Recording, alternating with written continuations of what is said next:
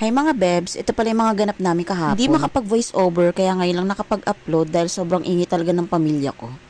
Chares. Samahan nyo nga pala akong mamalengke kahit sobrang init ng panahon. At buti na lang nakapag-sunblock ang babaeng ito.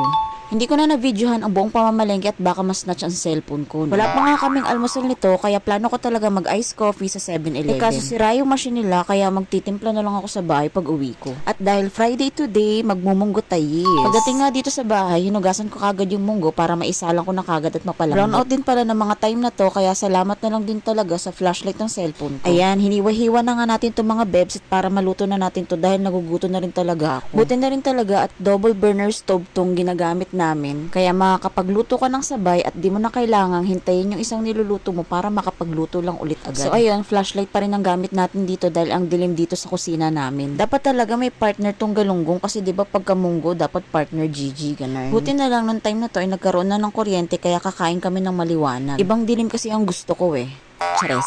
Pagtapos ko nga maghugas dyan ay nagpunas-punas na nga ako dyan sa mga paligid na yan. After nga nyan, pinaliguan ko na rin to si Cairo at binihisan. At kakabidyo-bidyo nga ng babae niya, nahulog yung cellphone ko.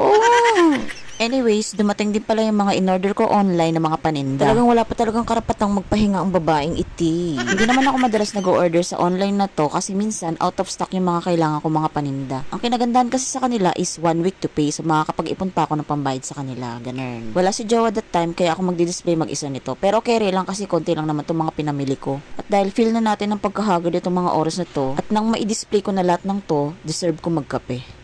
Chares. So yun lang talagang araw-araw na masishare ko sa inyo kung paano maging haggard. So dahil nagkakapi ako, dapat siya nagdidede naman. Chares! So yan muna for today's mga bebs.